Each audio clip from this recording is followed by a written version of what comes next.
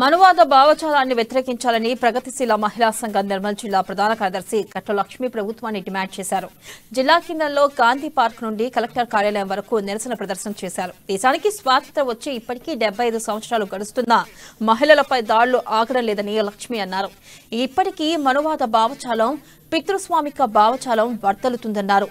ఇక ఈ కార్యక్రమంలో ప్రగతిశీల మహిళా సంఘం జిల్లా అధ్యక్షురాలు నంది సమత, POW జిల్లా ఉపాధ్యక్షురాలు లక్ష్మి, జిల్లా నాయకులు వెంకమణి, రేష్మ తదితరులు పాల్గొన్నారు.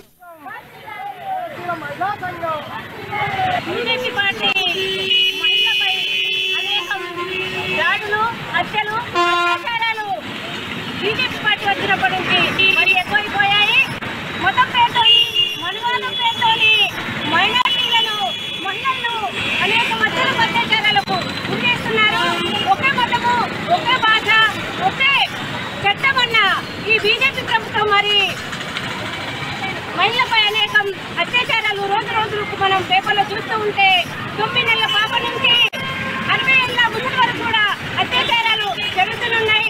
మరి అలాంటి మృగాలను శిక్షించకుండా ఈ ప్రభుత్వాలు కోర్టుల కట్టా చూస్తే దిల్షిద్ బాను అనే మహిళ వాళ్ళ కుటుంబ సభ్యులు 14 మందిని హత్య చేసి ఆమె 3 సంవత్సరాల పాపను కూడా